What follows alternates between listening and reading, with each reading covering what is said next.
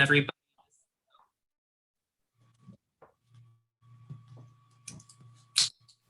Welcome, everyone. Happy Thursday.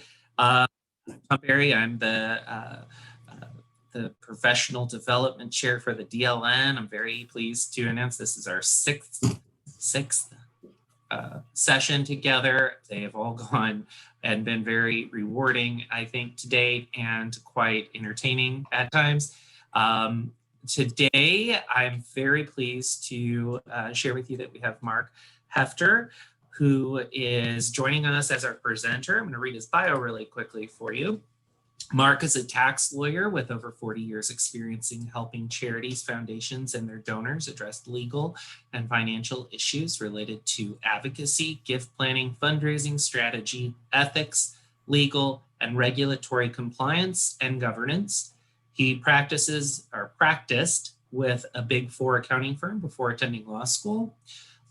Mark also has served as the Association of Fundraising Professionals, AFP, in several capacities as president of the New York City chapter, member of the International Board, chair of the U.S. Governmental Relations Committee, and member of the AFP PAC Board. He currently serves as chair of AFP International's Ethics Committee, and we are thrilled to have him here today to speak to us about ethics in fundraising. Mark, thank you. Lots of gratitude for your time today and for sharing your insight and thoughts with this important group of my peers around the country.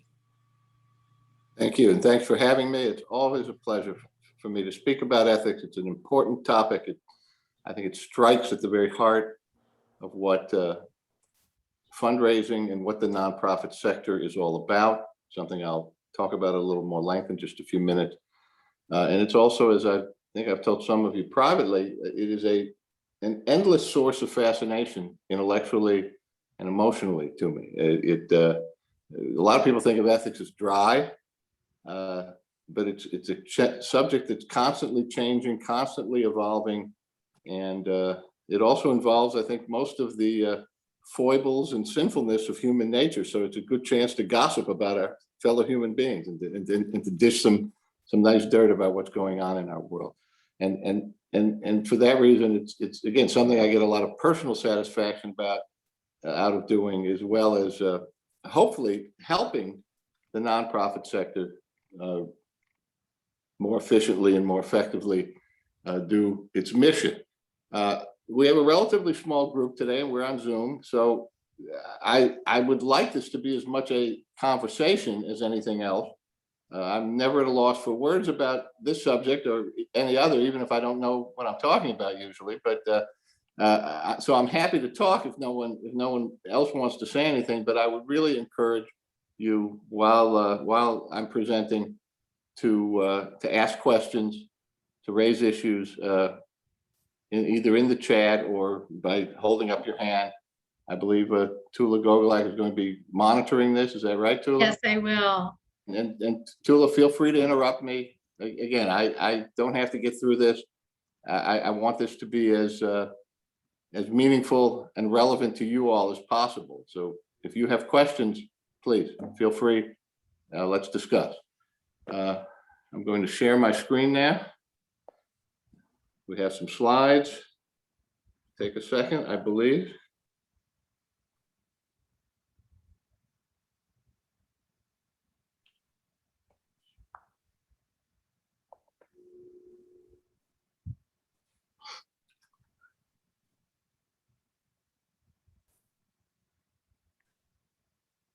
Can you all see me yet? No, it took a while when we were testing it out, so I would imagine it might. So maybe it'll take a few seconds. I'm still, my wheel is still spinning, so I guess maybe it hasn't caught yet.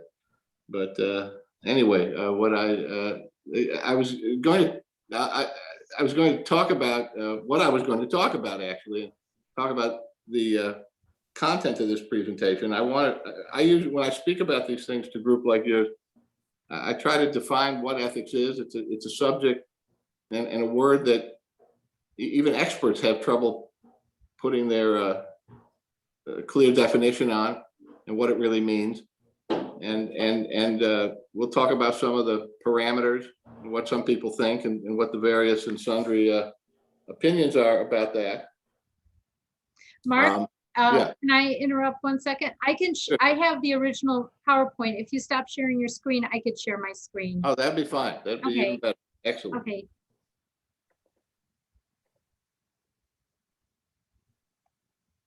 Okay, there we go. Huh. Does everyone see my screen now? Yes. Okay, Yes. thank you. Let me just get in a slideshow and we'll be all set. Yeah, I'm sorry about my screen. It just didn't seem to want to click on. That's Okay. okay. We're all set.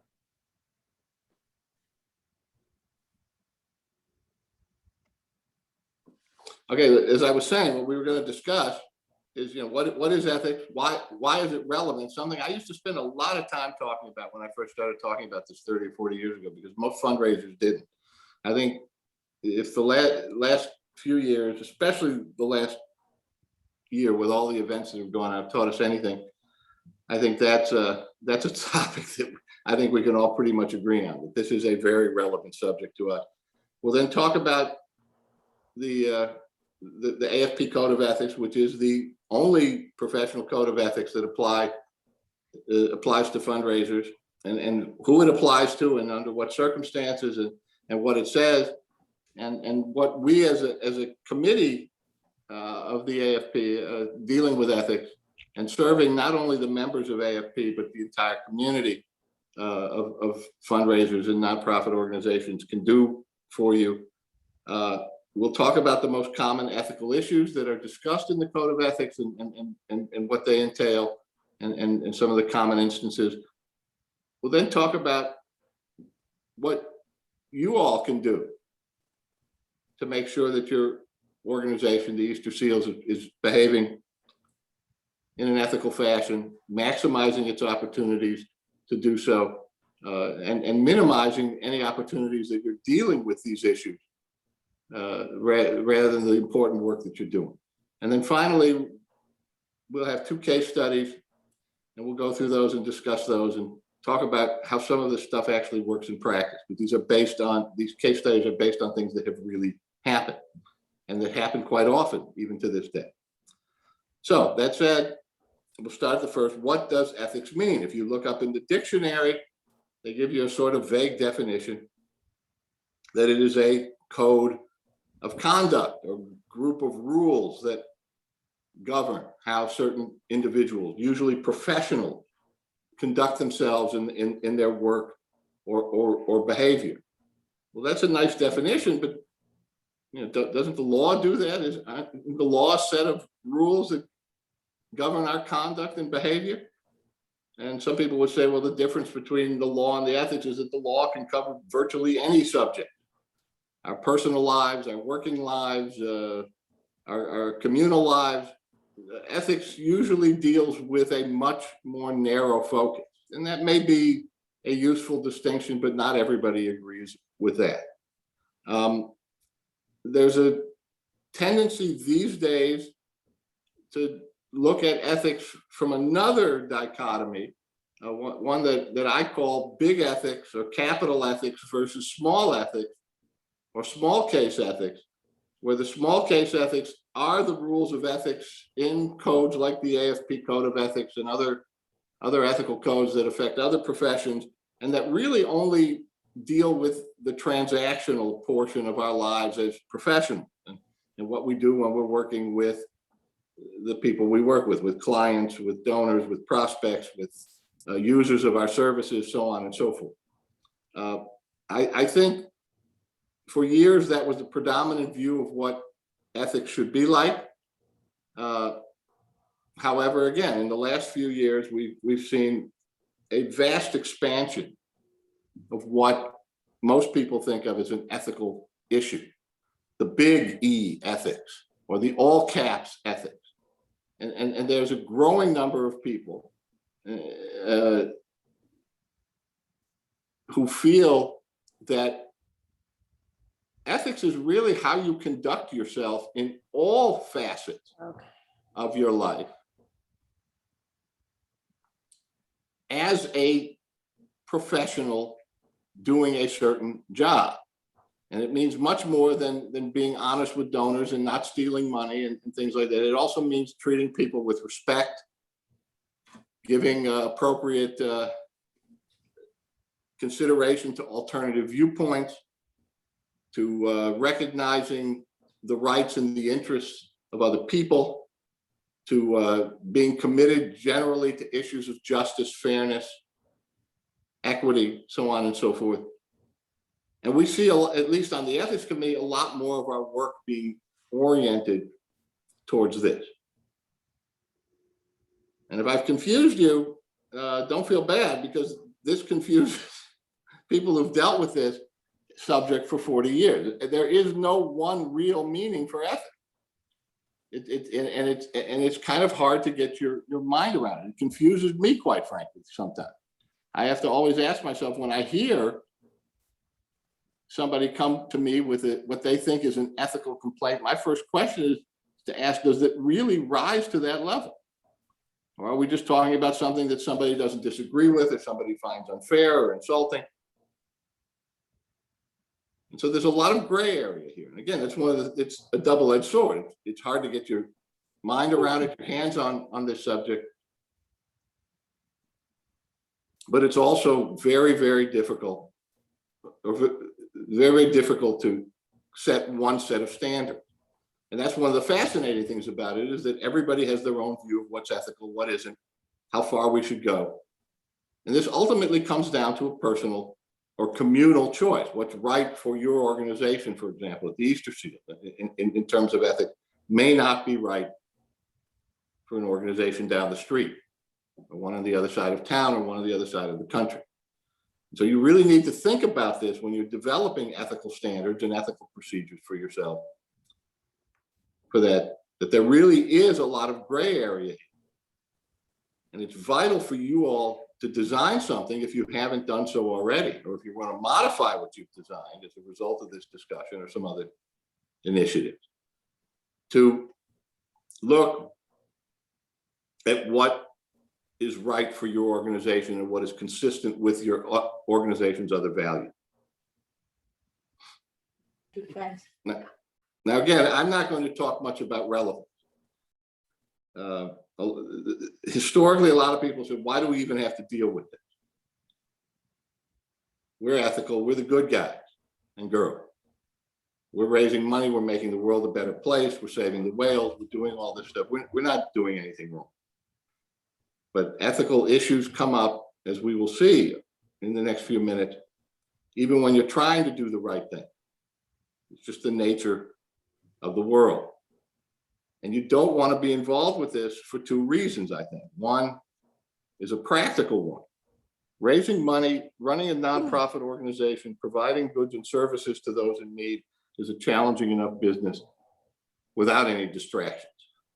And in my experience, ethical distractions can be real consumers of time, energy, and ultimately money.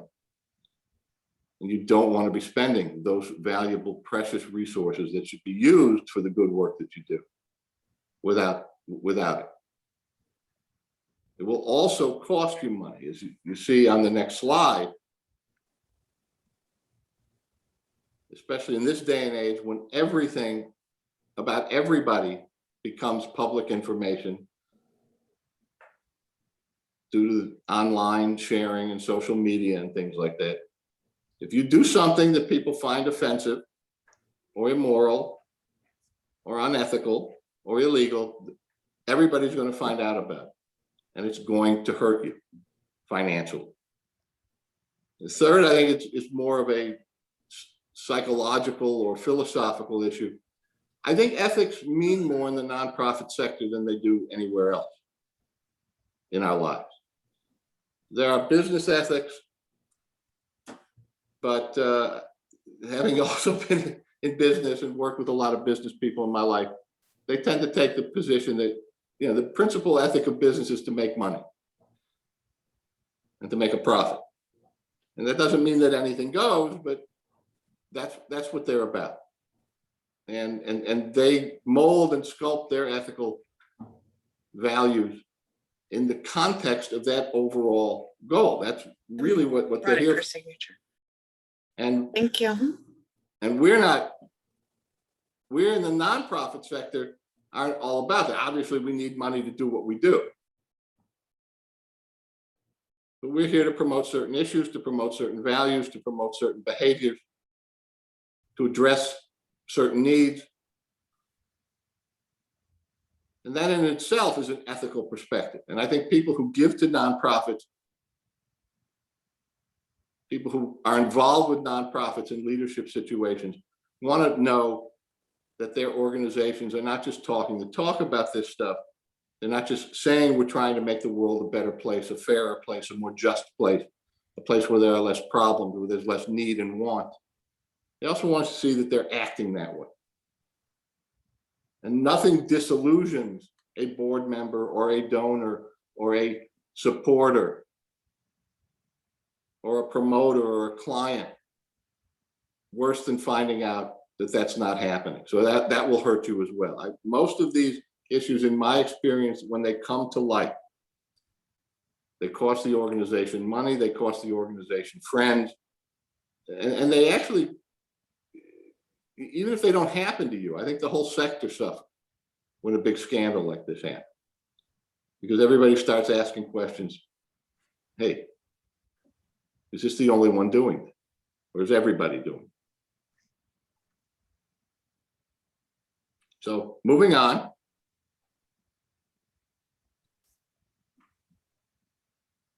The Association of Funding Professionals, or it used to be called the National Society of Fundraising Executives, NSFRE, which was formed over 60 years ago. One of its first activities was to create a code of ethics in 1960 and 1961 on the theory that fundraising is a profession,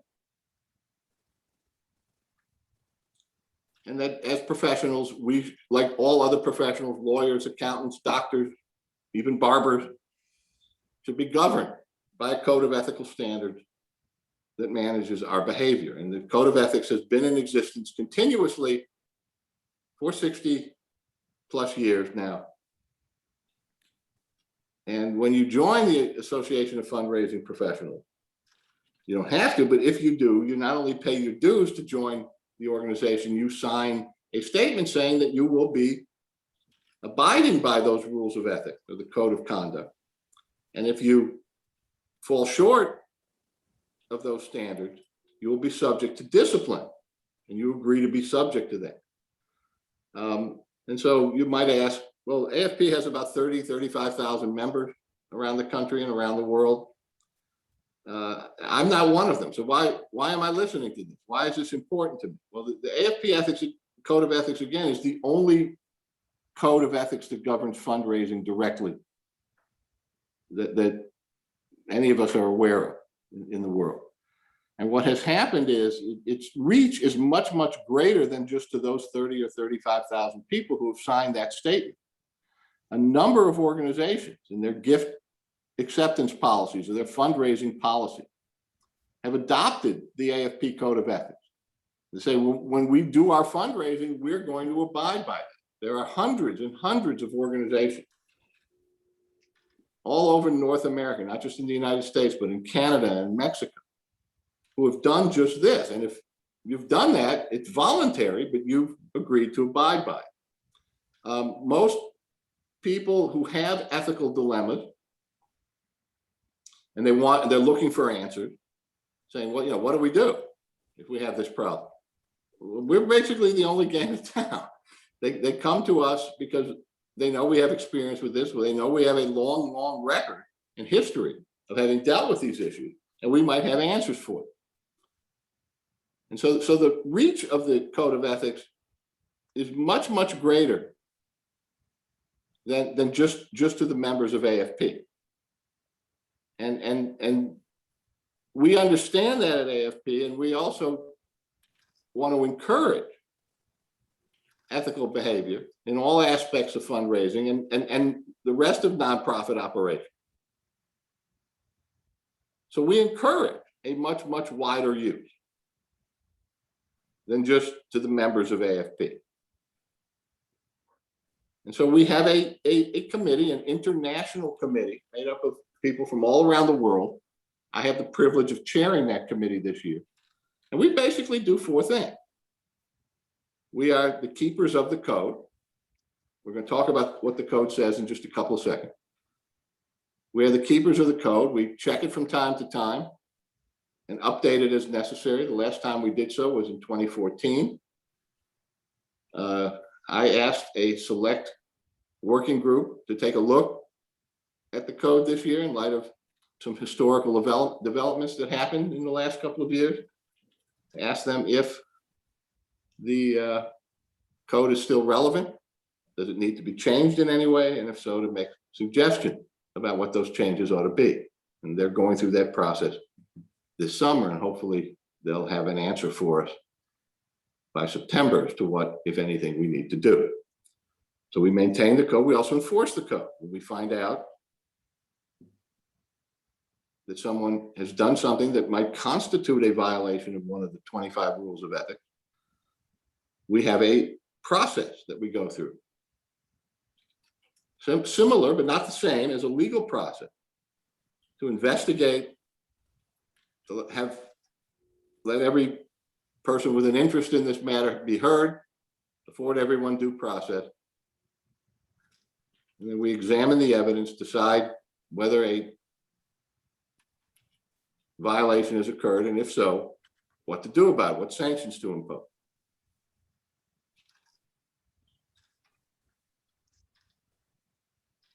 We also write frequently about ethical issues and clarify ethical issues. We answer lots of private questions.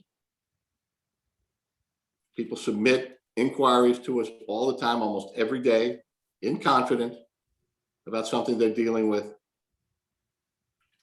If we can, we try to give them some advice on how, if at all, to work it out. And finally, and I think most importantly, our job is to kind of raise the flag and wave the flag about ethics and just raise awareness and tell people that it's out there, that it's much more than what common knowledge thinks ethics is all about.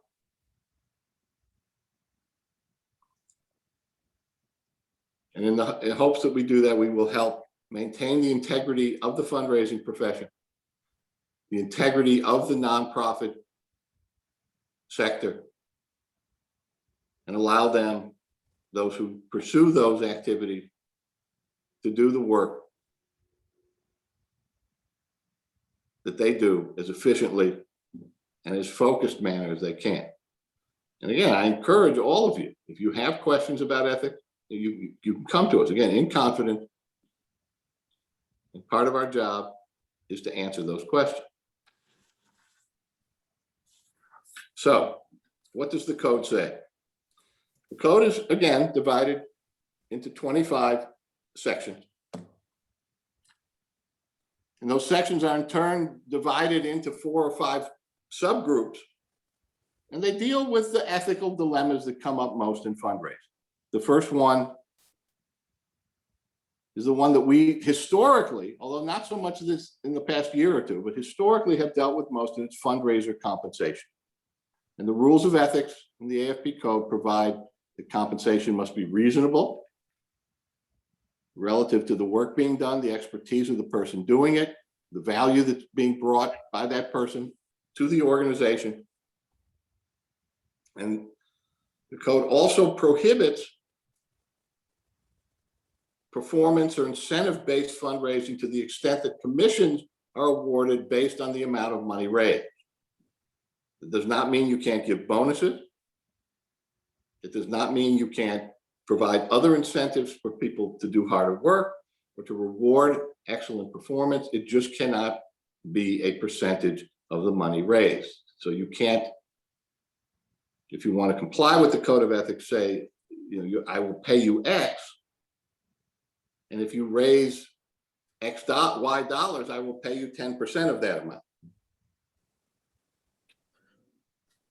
And we get millions and millions of questions about it.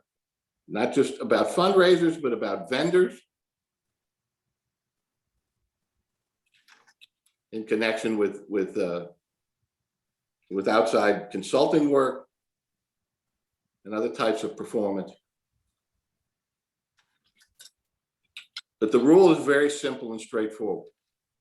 It is okay to award a bonus, not okay to base it on how much the organization or anyone within it raises.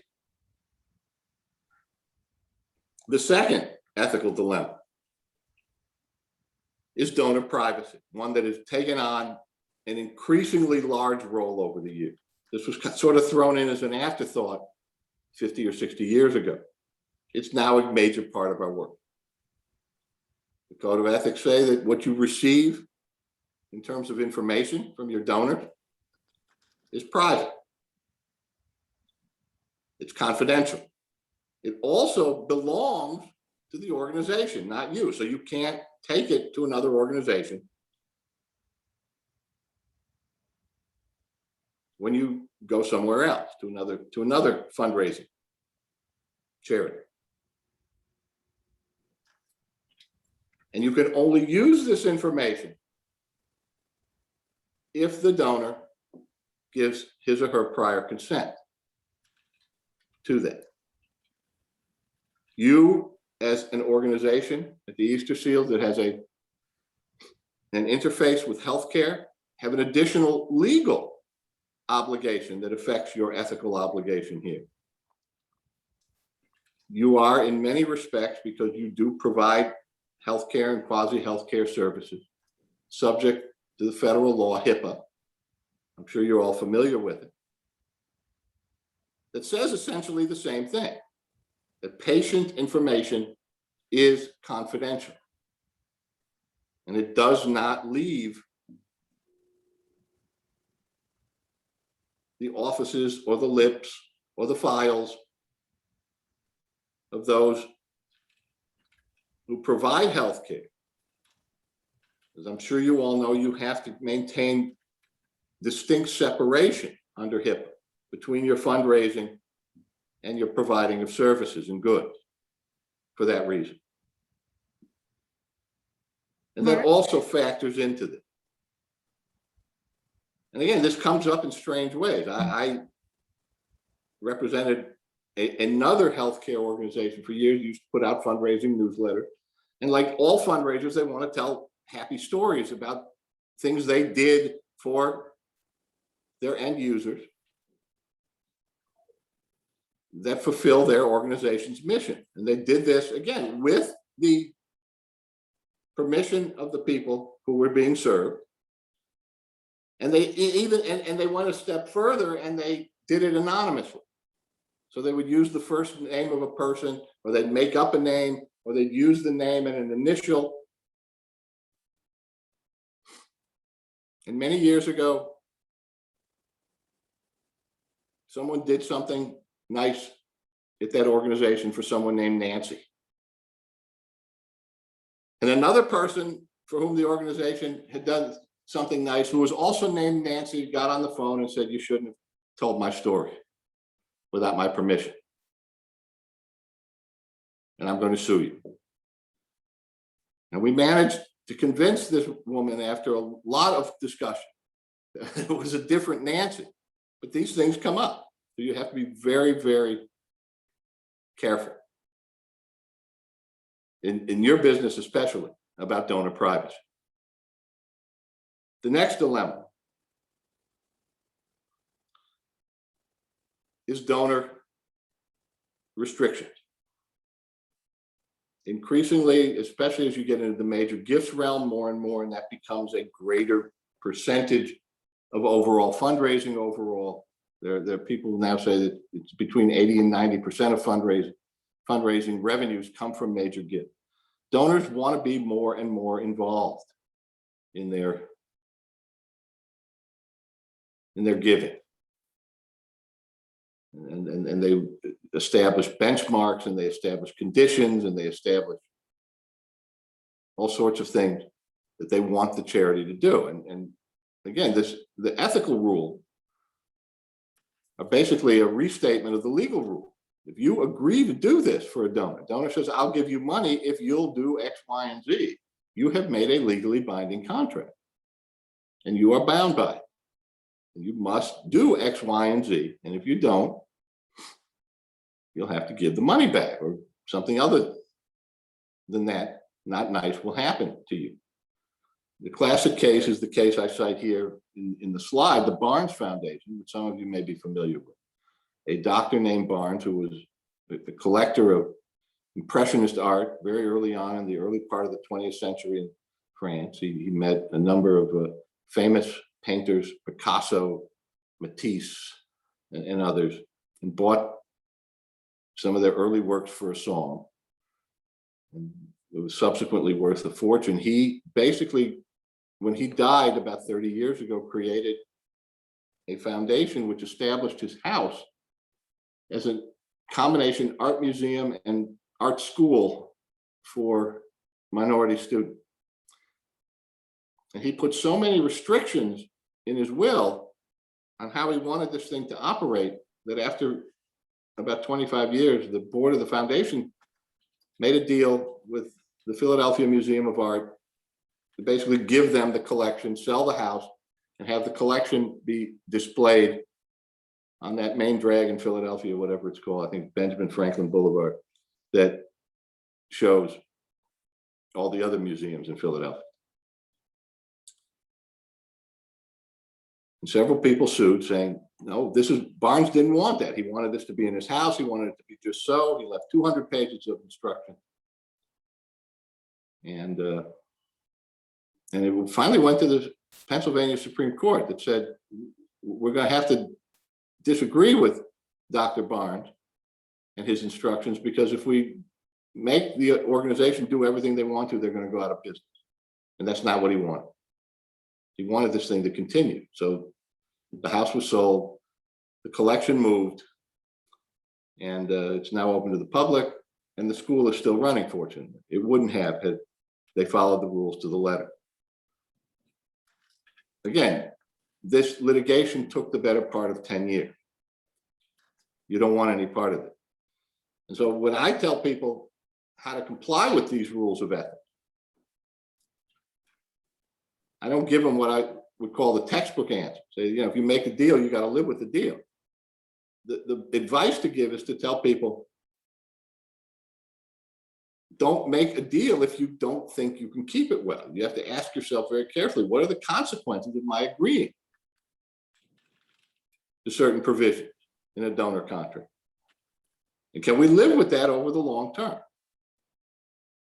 Is this going to help our organization, or is it going to hurt it more than it helps?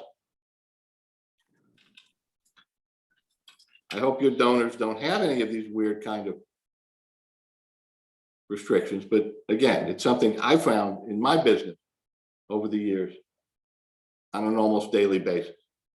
Somebody offering lots of money, but also offering so many strings attached to the gift that it would actually cost the organization money to take the gift, more than it was worth. So you have to go through that.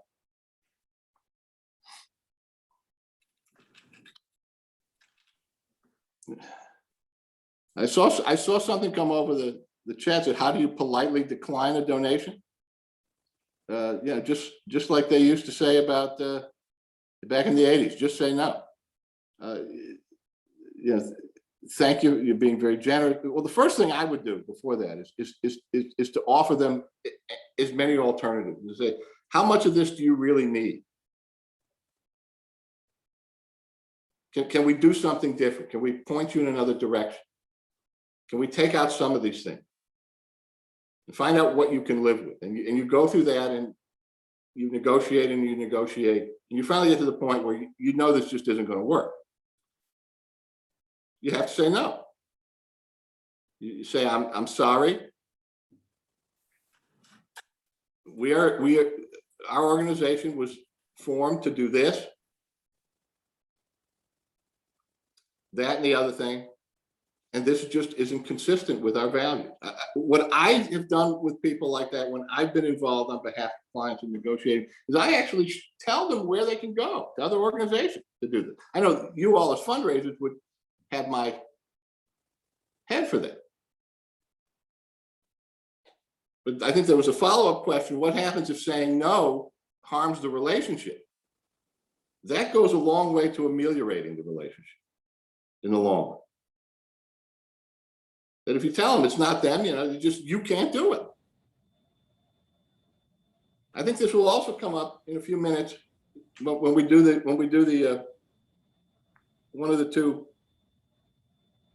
case studies as to who makes these statements. Is this a job for fundraisers to do? Who gets involved?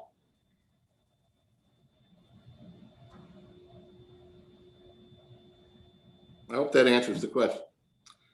Next dilemma is relating to transparency and accountability. Again, two buzzwords that are all over the place. And the code of ethics, again, is very clear about your textbook responsibility. If you say something to somebody about a fundraising transaction, about what the organization does, about what it's going to do with any money it receives, you have to be transparent. You have to be honest. Very simple. In practice, again, hard to do. How far do you go? How much do you have to tell somebody?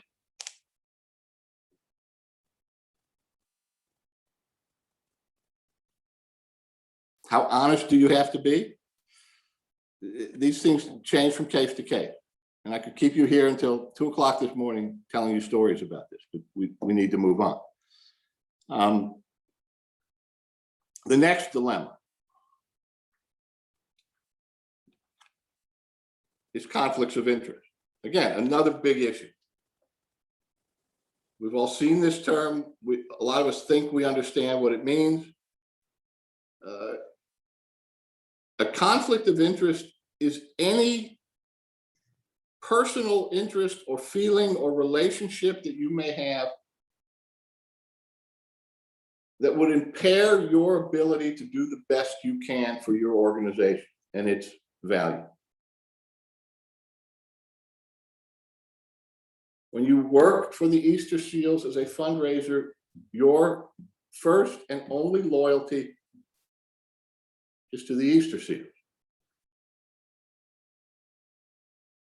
And so if you have a business or a family or a friendship relationship that might impair that, you have a conflict of interest. And that does not mean that you can't work on something with respect to which you have a conflict of interest. What the code of ethics requires is that you disclose that. You tell people what your relationship is, what your conflict is, and let them determine what needs to be done. They can either ask you not to participate in that particular activity. They can curtail your activity. They can say, that's okay, we don't mind. We know it, we're good. It's not going to change our decision-making or how we actually conduct our business or how we actually conclude a transaction.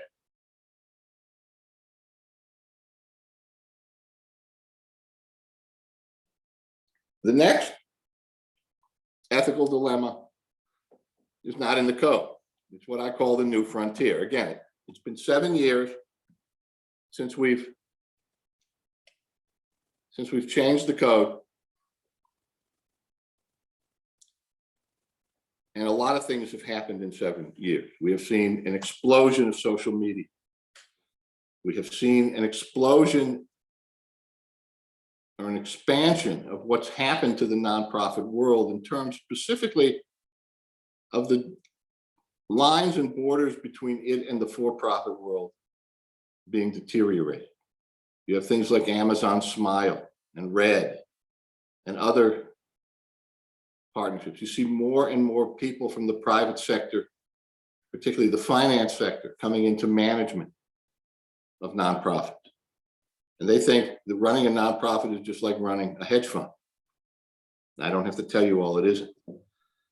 You see, you've had movements like Me Too, Black Lives Matter, other pushes for social justice that have entered into the ethics sphere and that nonprofits are spending a lot of time talking about And this is not only happening currently, it's happening over time. I put Christopher Columbus on the slide, not because I'm a fan of his, because I hate him, but here's a person who's had shifting opinions about him, who at one time, even in my early lifetime, was a great hero to most Americans, who no longer is in many circles. And my point is not to discuss whether he's a hero or a villain, but to point out that the man's been dead for over 500 years. And if your organization has some connection with him, you're having to deal with something that happened long before your great-great-great-great-great-great-great-grandparents were born. And this is happening in other contexts all over the world. Things that were not thought of as illegal or immoral or insulting or demeaning or unfair. Things that happened in the past and are long since concluded are now cropping up. And if you have an organization with any history like yours, been around for a while, you all are older than I am. And from my perspective, anything that's older than I am is ancient.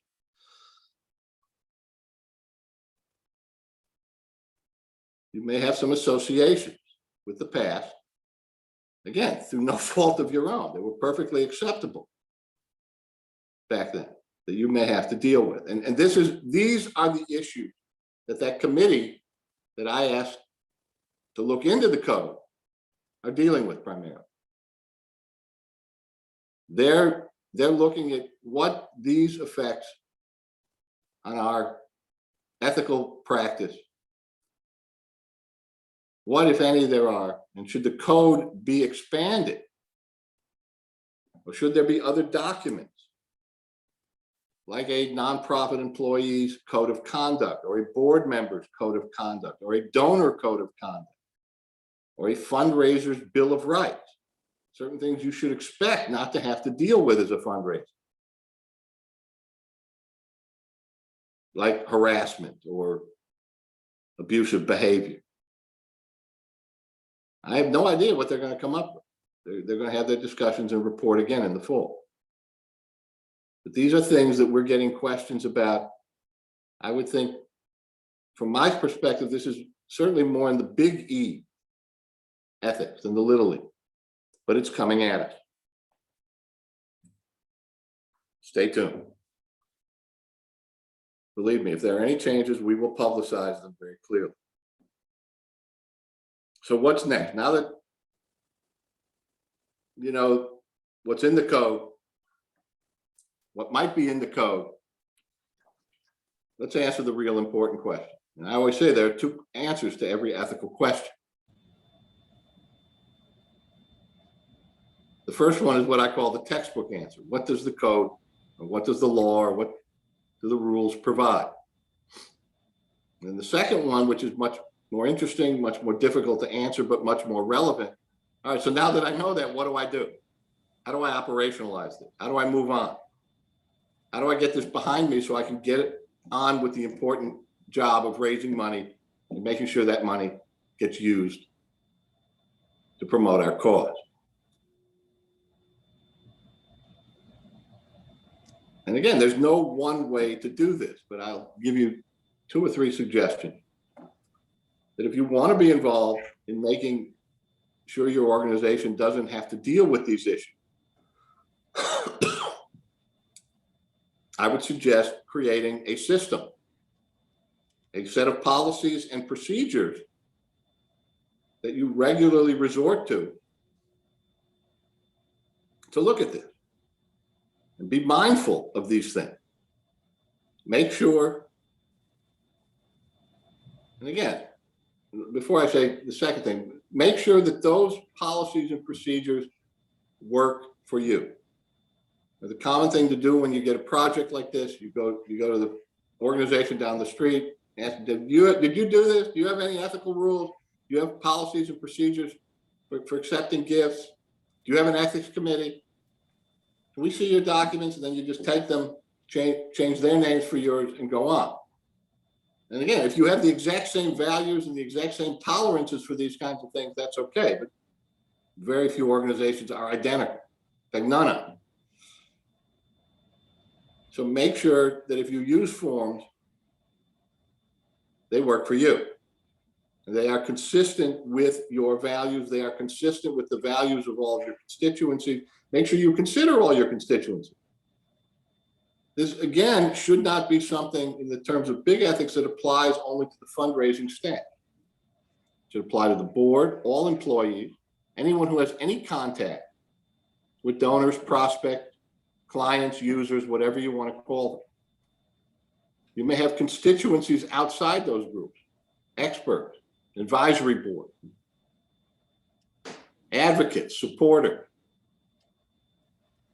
They all have to be considered and make sure that those rules are consistent with theirs. Once you've established policies and procedures, and the procedures are just as important, you have to not only ask, what are we going to accept as ethical? What are we not going to accept? But how are we going to deal with it? If a problem comes up, who's responsible for talking? In what situation? If there's a press conference, who's going to run that? If someone needs to talk to someone who's very powerful, who's going to do that? Go even more basic than that. How are we going to determine whether an ethical violation has occurred?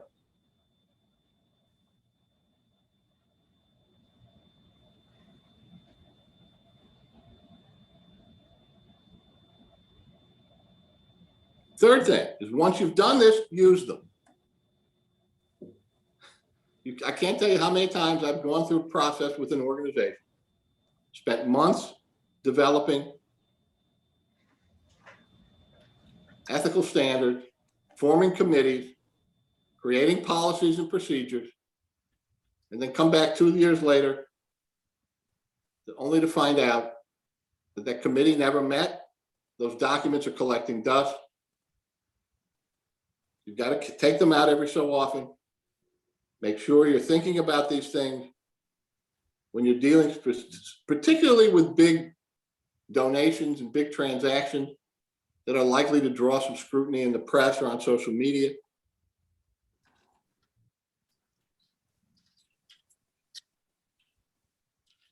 Use these things and make sure everybody plays and everyone's involved.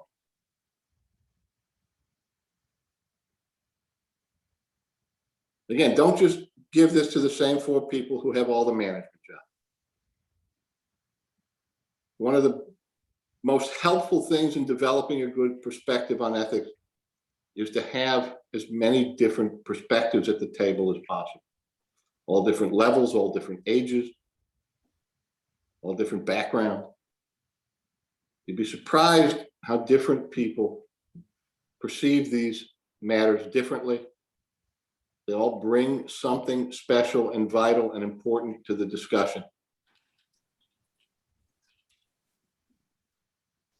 And the end product comes out much better when you have that kind of diversity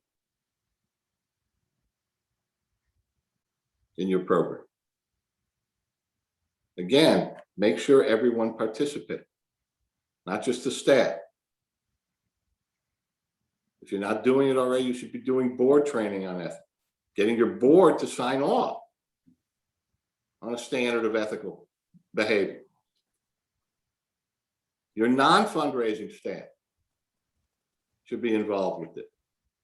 Your providers, if you have big contracts with vendors, you might want to consider that as well. Everybody plays. It's the only way to guarantee or come close to guaranteeing complete compliance. All right, that's all I was going to say in terms of remarks. We have 2 scenarios. I'd like to skip to, if we don't mind. The first one we can do if we have time. So we only have 8 minutes. I'd like to do the second one first. Oh, because I think okay. it's a great way to sum up everything I've said, at least in my mind. Yeah, And let's read it together, and don't be surprised if when you read it, you ask yourself, why are we even dealing with it? But go ahead. I'll read it to you. It's April 15th. You're in your first week as director of development for a university. You get a phone call from the largest donor, giving several $1 million to the university, has a building named for him. He tells you he talked to his tax advisor today and he needs to make another donation for last year, not 2021, but 2020. And he's going to send you a check for $100,000. And what he needs from you is to send him with a copy to his accountant an acknowledgement saying you received this not on April 15th or later, but prior to December 31st, 2020. And then he hangs up.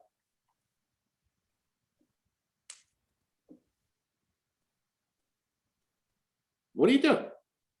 Well, before we ask what do you do, I'll ask, why did I say you're going to think this is a stupid question? Here's a classic example of a question that has two answers. The textbook answer, which we all know the answer to.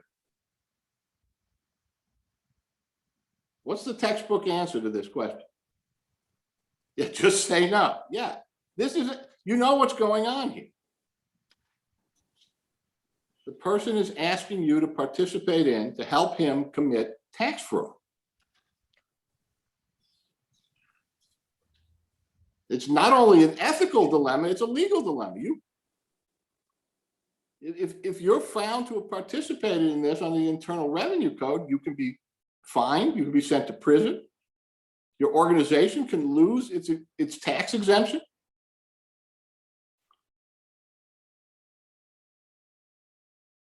So that's easy. And again, I don't think anyone had to ever take an ethics course before or doing it to know that. We all know this is wrong.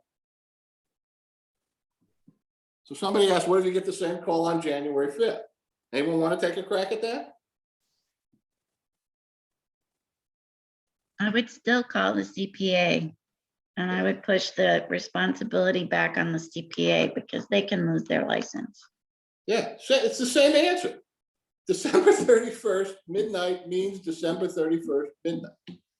And the check has to either be delivered to you personally or postmarked before that. January 2nd, same answer. There's also an opportunity to talk about, you can pivot on this and talk about the following year opportunity.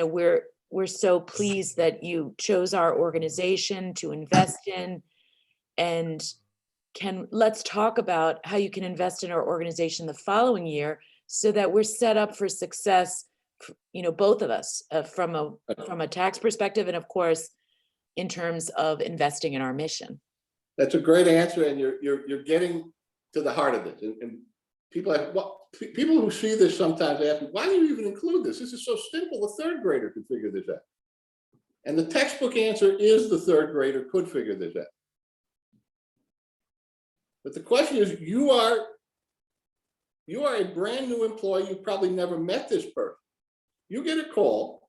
He tells you to do something that's illegal and unethical and hangs up. And he hangs up because he expects you to do it. And so the hard question, the second question, the real world question is, what do you do? So you don't break tax law. Ethics or not, don't go to jail over $100,000 gift. I do want to take just one moment. We have about 3 minutes left, and there are some other questions in the chat for you in particular. Can I pose those to you? Yeah, you can. I don't think we'll have enough time to do this. I have actually talked about this with people for 3 hours and not even begun to scratch the surface. How you handle this, there are a million different ways to handle this. They're all potentially right. They're all potentially wrong. The reason I include this question is because you are faced with a real serious dilemma. You are going to anger your biggest donor. And your biggest donor may go nuclear and say, you either do this or I'm taking my business somewhere else. And you have to face that. And it's not easy, and there is no right answer or wrong answer. Well, there's a wrong answer. You still don't do this. It's against the law. I wouldn't even talk about this in terms of ethics with anybody. Because if you do, he's going to say, well, what's the AFP Code of Ethics? We're not AFP. We're a university. And we could go on, and this is just a black hole of stuff. It's a bad situation, but it's also fascinating to talk about it in theory. And it gives you an idea of how complex this area can be. Okay, I'm sorry. Let's go on. Oh, you're absolutely fine. It is very question? complex. And yeah, we have a few and a couple of minutes. So if people can stay on, that's great. If you have to completely understand. So one question here was, do you have an example that you could share of of a donor release or waiver so that a story can be shared without fear of any kind of violation? Yeah, there's standard releases all over. You know, that's a standard form. The media uses it all the time. You can find it online. The ones I use are based on that. It's a standard release form. Okay. Again, so another question. I'm not sure you need to go that far. I think you have to understand what. If you're going to a user and ask them, you know, we helped you, we'd like to publicize. What do they want in return? You say, yeah, you can tell my story, but I don't want people to know who I am. So no pictures, no names, or pseudonyms, or initials. If they don't care, they say, yeah, I don't care, I'm happy. You did me a great service. I'm happy the whole world knows about it. Then all you can do is just get them to consent. Just simple sentence. I consent to my story being used. Or maybe they say, I don't mind you write, but I want to see it first. So there's nothing embarrassing about me. So again, what they ask for will determine what it is. But there are standard release forms online that the newspapers and TV and everybody else uses that you could easily modify for your purposes. I've used those as my templates for years. Another question here is grateful giving, patient philanthropy, employee giving. And I'm not really sure of the context of where that one popped in, but it was probably around privacy, I would guess. So many hospitals use information to then go and solicit gifts of patients. Mm-hmm.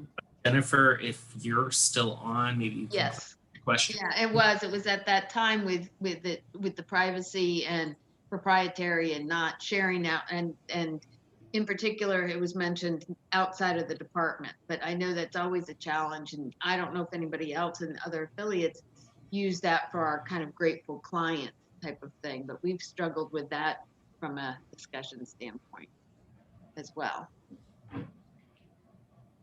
But yeah, this is not so much, there's an ethical overlay because one of the rules of ethics says you have to follow all the laws that apply to your work in your organization. But this is a legal issue. This is HIPAA. Patient information, all patient information, identity, you know, what they came to see you about, what you did for them. That's all confidential and cannot be shared except to the extent necessary to provide further medical treatment or medical services. And there have been 1,001 rulings that you cannot share patient information with fundraising. I have a personal situation like this. My wife and I owned a house for many years in a small town in Vermont, the second home. And one of us, I can't remember who it was, had to go to the emergency room at this place one night in a small hospital nearby. And when we came back home, we wrote him a small check out of gratitude as a token of gratitude. And somebody from the fundraising staff called us because they didn't see our Vermont address. We wrote the check from our home address. They said, "How do you know it?" And so we told them what happened. I have no secrets about that. And she said, "Yeah, well, I'm glad you told me this because the hospital can't tell me that you came to the emergency room. It's really supposed to be a complete separation." And the fact that, and I know lots of people do it. There was a story, again, I'm picking out Philadelphia, but stuff happens. The story of a hospital in Philadelphia that's going to give its doctors bonuses if it can raise money, if they can raise money from their grateful patients. That's a no-no under HIPAA. It's also a violation of the doctor's ethical code that they sign when they start practicing medicine. And the fact that a lot of people do it doesn't make it legal or ethical. Thank you for that one. So there is one more question. It happens to be my question before we might open it up if people still have time. And it is related to, this is a question not so much about ethics, although it's there a little bit. This is really a question in your capacity as an international board member of AFP. And my question is, how is AFP dealing with the influx of nonprofit organizations enlisting volunteer fundraisers in place of full-time professional fundraisers? And I'm not specifically speaking about board members or volunteer committee members, but in fact, individuals who are being enlisted in place of hiring and paying for someone. Well, I would say this, to the extent that those organizations are subject to the AFP code because they've adopted it, or those volunteer individuals are subject to the AFP code because they are members of AFP, the code makes no distinction between what type of fundraiser, professional or volunteer, paid or unpaid. If you're a fundraiser, you're subject to those rules. My overall sense of ethics is that, everybody who works in the nonprofit sector should be subject to these sorts of rules. And so I think that I would encourage those organizations engaged in this practice to train those people and make them aware that these rules exist and that they should, just because it's best practices, they should abide by it. I'll say another thing, and this is probably gratuitous and you may offend some, but one of the advantages of being old and almost retired is you can afford to do this occasionally. I think any organization who's hiring volunteer fundraisers to save a few bucks is probably hurting themselves in the long run. Fundraising is a profession. It is something that needs to be learned and needs to be practiced on a regular basis and requires a specific set of skills. Again, this is contrary, I think, to a lot of popular imagination. Most people think that a fundraiser is someone who sits with a hat on a corner and a sign that, please help. It's much more than that. And there are, good fundraisers are hard to find. And I don't think someone who dabbles in this or who thinks they can do it because they have a good gift of gab or because they know a lot of people have a big Rolodex, they're not going to succeed. And again, in my experience, when I have seen organizations rely too heavily not on just out volunteers, but like board members to do fundraising. It never worked. In fact, it usually has the opposite effect. They wind up offending people. They lose prospects rather than gain money. That's my experience. And again, I fully admit I have a jaundiced viewpoint. People don't call me when things are going well. You know, I'm like the DA who spends all his time with criminals, and I think everyone's a criminal. So I realize there's a lot of good stuff going on there that I only hear about anecdotally. But what I've seen suggests that that's really not a great strategy. Yes, well, I would concur with you completely. I just thought perhaps there was an effort within the AFP community to either not, I don't know, encourage it or to eliminate it, or what the case might be. I know GuideStar has said you're not going to get any accreditation whatsoever if you only have volunteer fundraisers. So I didn't know if AFP had taken a stance on that yet. To my knowledge, we haven't. I'm not sure that would be the province of the ethics committee.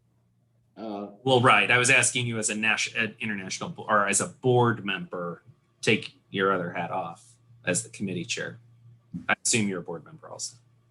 No, I'm not a board. In fact, I had to resign from the international board of AFP to take this position, because one of our rules is that no member of the ethics committee can serve on the board, because that in and of itself is probably a conflict of interest. Wow. So yeah, I served on the board for 4 years, and they asked me to do this, and I really wanted to do this. And they said, yeah, but you know, you're going to have to resign. I said, that's fine. I'm at a point in my life where I can afford to do this. So so I'm not a board member. I don't know how I'd feel about that. It's just a, you know, if I were king sort of thing. I don't necessarily believe that using volunteers in certain strategic areas and in certain situations is not a valid thing. I think it can be helpful, but I think you have to be judicious about it. And again, I would not treat those fundraisers any differently or hold them to any different standard simply because they're not being paid. Ethics or no ethics, I wouldn't, you know, I would judge their effectiveness. If they're not raising the money we need to raise, you know, I might try somebody else. I wouldn't just say, oh, well, they're free and they're willing, so let's keep them going. If they're alienating people and they're actually hurting the organization, I'd get rid of it. So I wouldn't treat them any specially or any different. But in terms of, you know, banning them outright or saying that you can't use them in certain situations, I'm not sure I would do that. Because again, there are a few very, very successful volunteer fundraisers. You want them around. Well, thank you for answering my question and everyone else's here today. I don't know if I'm missing anybody who wants to raise their hand with a question. Otherwise, we will wrap for today. And I just want to take one last chance here to say thank you, Mark, so much for your time today. This was fascinating. Could have done another 2 hours. There's no question about it. Thank you, everyone, for joining. I appreciate the fact that you all joined and took time out. So be on the lookout for the next invitation in July. So the third Thursday, I don't know exactly the date, but it's the third Thursday next month. So we'll have something exciting presented on case statements. Right, Tom? That's right. Thanks so much, everybody. Thank you, everyone. Thanks.